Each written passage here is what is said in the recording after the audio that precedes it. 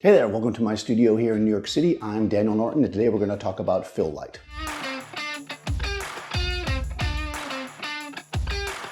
So there's basically two kinds of fill light. You've got your active fill, which would be something like a flash or a constant light, something that you are controlling and putting in to fill the shadows.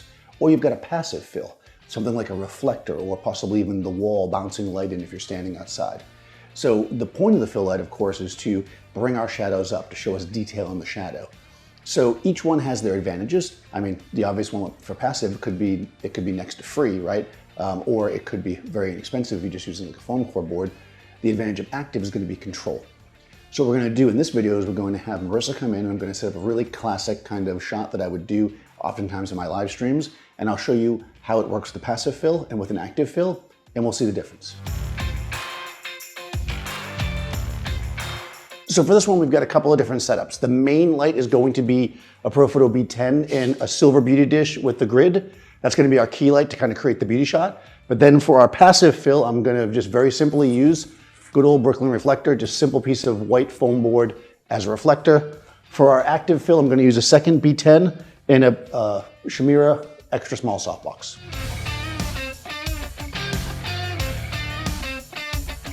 Okay, so I have Marissa here. And we're going to start off with passive fill. So passive fill, again, is basically the light is going to light my subject. Some of the light that spills past my subject is going to be reflected back with something like, in this case, I'm going to use a white reflector board here. So I've got a Profoto B10 in a silver beauty dish with the grid. That gives us that classic beauty shot. It's going to make the background dark, kind of really cut her out and really shape her face. But then she's going to have pretty heavy shadow, which we're going to take care of on some level with this. So let me show you first the shot with no fill. So I'm just going to spin this out of the way. And we're just going to frame this up. I'm in TTL. It's just the one light. Good. Cool. So that looks good. We can see pretty dense shadow here, right? That's what we're going to work on with this. So if we bring our reflector board in, I've got it at a, remember the light's going to come here, it's going to hit this, it bounce up. So it's not flat, I've got it kind of at a little bit of an angle, and that should help. We should get some fill here. Nice. Good. All right. Yeah, we can see it a little bit. See how it's not quite as dense as this? But, I mean, it's still a pretty heavy shadow, right? The board is, it's only getting the edge of the light here, and it can only, your fill can never be brighter than your key light when you're using a bounce. Now I can bring it up a little higher. So what I'm going to do is, a lot of times if you're shooting like a beauty ad or something, you'd be up on a tripod. So you could literally look and get it as close as possible, but I can just eyeball it. The closer it is, the more it's going to fill in because of the inverse square law, right? So I'm going to bring it up nice and close. Yeah, there we go. A little nicer, right? It's mostly going to give us fill here, right, in the neck. Again, it's still not, see how dark that is versus this? It's marginal. You're talking about like a eighth of a stop, a quarter of a stop. It's real, whoa, that's really big. I don't know how I did. My pores. That was grainy. Yeah, so again, it's not going to give us a whole lot. Now there is a solution here. If I took the grid off, more light would bounce here, which would then give us more to fill in. So let's say you only had the one light. I'd have to sacrifice the grid in order to make this work. Or I could really bank the light down to get more light onto the reflector, but if I do that, I'm not gonna get the beautiful light on her face. I love the light on her face. So I'll take the grid off, making every attempt to not whack Marissa on the face with it. Grid, right? Right. If the video had suddenly cut, that would have been the grid popping Marissa in the face. All right, so I'm in TTL, so it should compensate, and we should get a lot more fill now. There we go, right? Now we've got tons of fill. Look at that shadow under her too, right? And we still have the good light pattern on her face like I wanted, but now our background is gray. Now if we have space, we could back her up. So that's a solution, right? The tip or pointer here is that if you're going to use passive fill, you've got to use a light box or a light modifier that's going to let your light really spread. You don't want to use something super tight because then you got nothing to bounce back in. So this is pretty nice. Let's shoot a couple like that. Draw clean, kind of classic. Good.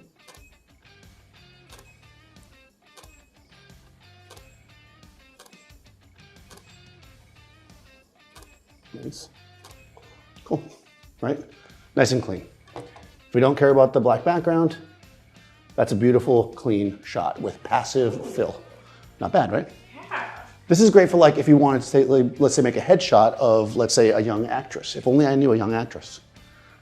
Because the punchier light will shape the face nicely, but you got this nice fill here to cover any imperfections. Not that Marissa would have imperfections, but if you happen to know somebody who had an imperfection.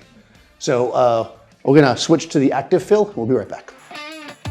Okay, so now we're set up for active fill. So what that means is we've got our light back in position. I put the grid back on because I like the way the grid really shaped her face.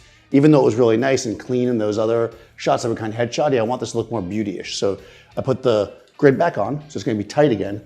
And then what I did is instead of a reflector, I've added a softbox down there. This is another Profoto B10. It's in a Shimura extra small. Generally speaking, you want your fill light underneath to be equal to or larger than your key light. You don't wanna, you gotta think hard soft, right? You want a softer light as your fill. You can also do things like on-axis fill, like put it back here with a very large fill, but what I wanna do is keep the background more contrasty, so I wanna kind of control where this light falls. So that's why I've got it almost pointed straight up. So let's start again. I'm gonna just turn on the light at the top, which is the beauty dish, and let's get a base exposure. I'm in TTL again. Okay, there we go. That looks nice. Right? Dark, moody, good exposure. Now I'm going to turn on my A light, which is my fill, and turn off my B light. I'm going to start with this thing slightly underexposed. I already have the TTL set to underexpose it a bit, but I have a feeling I'm going to have to go a lot more than that. Because here I'm setting my, scary. Here I'm setting my shadows. So if you think about it, this is now going to be my shadow exposure, which is way too bright. That's like a normal exposure. So I'm not going to keep it in TTL because we really need to see these things together. I'm going to switch to manual. I'm going to turn that B light back on, so the beauty dish on top, right? And then what I'm going to do here is I'm going to take my A light, which is my fill, and I'm going to drop it down 2 more stops. Because that looked basically the right exposure, and typically I want my shadows to be about 2 stops under. So let's take a shot there. Here we go. Now we've got nice even light, and it's 100% controlled. Look at how smooth those shadows are. What you want to look for and make sure is that your fill light is not so bright that you're throwing its own shadows, and it's not at this point. And we can actually play around with it a little bit. Let's start off, just turn a little bit, not too much, but just a little bit towards me. Like about 3/4 with your body. There we go. Good. Don't work your face up towards the light like a beauty shot. With like eyes like that. The classic, right?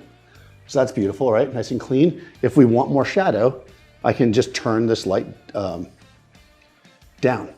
So if I turn down my A light, we'll pick up more and more shadow. Right, now we've got shadow. I dropped it 2 stops there just to really show you guys. I'll put it, split the difference, 1 stop. And I mean, yeah, that looks really nice. This is the beauty of the active fill, is that we can essentially make any adjustment we want, and we don't have to worry too much about the exact positioning of reflectors. We don't have to worry about where they're going to fall, where they're going to be. Basically, we're good to go. And again, if you have different subjects you're photographing, so I've got this one that's more moody with Marissa. If I got somebody who I wanted a cleaner shot, I could turn the fill light up more.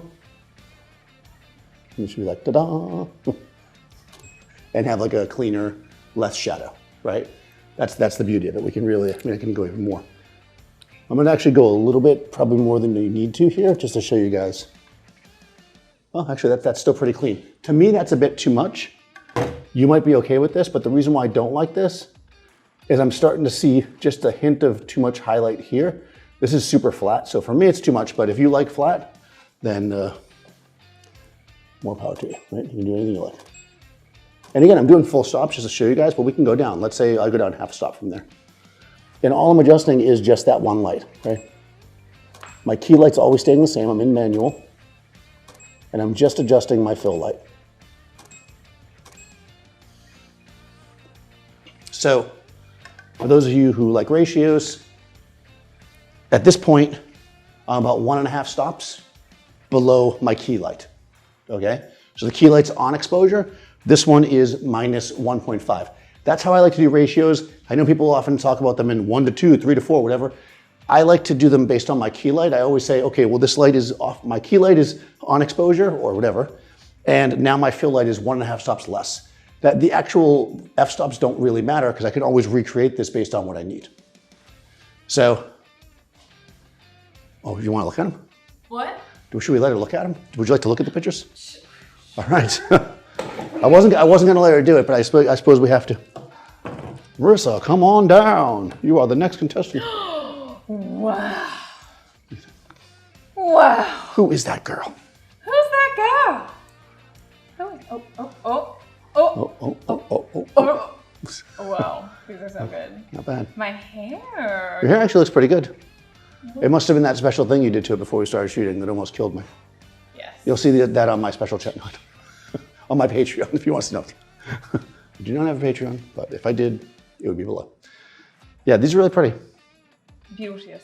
Beauteous, Dad. Yeah, again, nice and simple. And it's not that you can't just use reflectors. I mean, I know you guys see me do it all the time in the live demos, but the thing is active fill will give you so much more control. So when you're doing things like beauty light and portraits, really consider using an active fill light just to kind of change it up and give yourself more options. I'm going to put Marissa's information in the description. You guys can follow her. Be sure to follow me, Daniel Norton Photographer, and I'll see you next time on set. Thank you guys so much for checking out our channel. If you want to see more videos like this, you can click here, here, here, or here. Don't forget to subscribe and ring the bell to get notifications about more videos that we make. See you next time on set.